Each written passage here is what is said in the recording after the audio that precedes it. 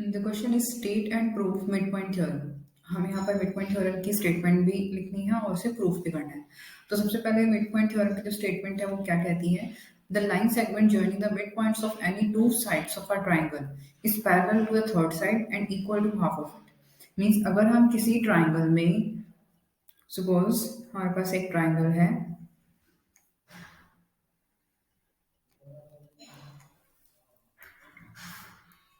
ABC, the line segment joining the mid points of any two sides of a triangle.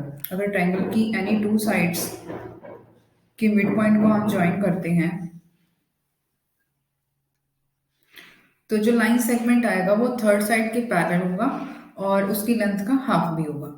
Right, तो हमने यहाँ पर एक triangle ले ली है ABC और E एंड F सपोज कर लिए कि इसके मिड पॉइंट है। तो इसमें हम गिवन में लिखेंगे a triangle ABC in which E and F are midpoints of AB and AC respectively। हमें प्रूव क्या करना है? EF is parallel to BC and EF is half of BC। तो इसे प्रूव करने के लिए हमें कुछ कंस्ट्रक्शन करनी पड़ेगी। तो हम यहाँ पर क्या कंस्ट्रक्ट करने वाले हैं? हमें एक लाइन सेगमेंट ड्रॉ करना है CD पैरेलल टू AB। इस AB लाइन सेगमेंट के पैरेलल हम ये एक CD जो है ड्रॉ करेंगे और EF को एक्सटेंड करेंगे। एक्चुअली इसे CX लिख लेते हैं। यहाँ इसे इस पॉइंट को हम D लिखते हैं। EF को एक्सटेंड किया तो ये CX को D पॉइंट पर आकर के मिल रहा है। राइट, तो यहाँ पर हम क्या लिखेंगे? Draw CD parallel to AB meeting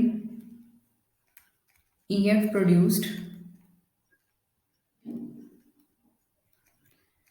CX parallel to be meeting EF produced in D। तो सबसे पहले अब देखिए EF को हमें इसके पैरेलल भी प्रूव करना है। तो पैरेलल तभी प्रूव हो सकता है अगर हमारे पास जो ये क्वाड्रिलेटरल बन गया है EDCB, तो इसे हम पैरेललोग्राम प्रूव कर दें। तो इसके लिए हम सबसे पहले ट्रायंगल AFE और CFD, मीन्स ये जो ट्रायंगल है AFE एंड CFD, इन दोनों ट्रायंगल्स को हम कॉन्ग्रुएंट प्रूव करेंगे।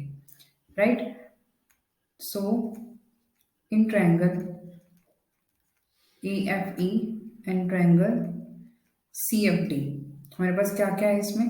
देखो AF is equal to FC है बिकॉज ये तो हमारे पास मिड पॉइंट था। F इज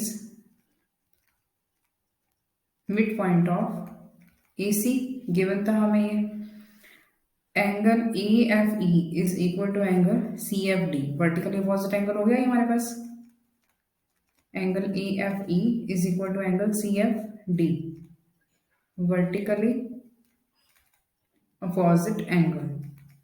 एंड अब देखो हमारे पास ये AB और CD पैरेलल भी है, तो this angle will be equal to this. 1 और 2 मार्क कर लेते हैं।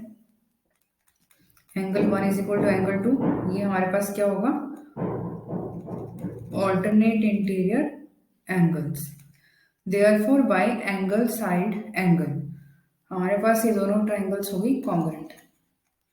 Therefore EFE is congruent to triangle CFD by ASA rule.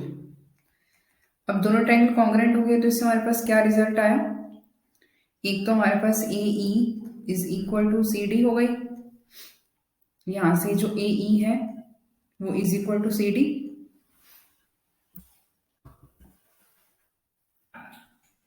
So AE is equal to CD and EF is equal to FD।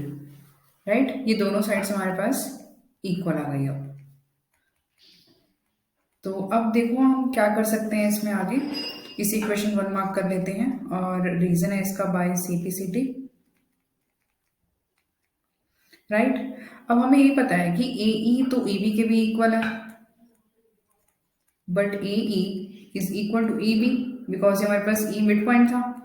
Equation 2 लिखते हैं, because E is mid point of AB। तो अब देखो AE CD के भी equal है, AE EB के भी इक्वल है, तो इसका मतलब CD और EB इक्वल हो गए। So this implies CD is equal to EB by 1 and 2, right. जब CD और EB इक्वल हैं और पैरेलल तो ये ऑलरेडी थे by construction, CD parallel to EB by construction, तो यहां से हमारे पास क्या प्रूव हो गया कि इस क्वाड्रिलेटरल में EBCD में अपोजिट साइड्स का एक पेयर इक्वल भी है और पैरेलल भी है, तो therefore EBCD is a parallelogram. अब ये पैरेललोग्राम तो बन गया। पैरेललोग्राम बनते ही हमारे पास क्या क्या रिजल्ट आ गए, हमारे पास ये रिजल्ट आ गया कि जो ED है,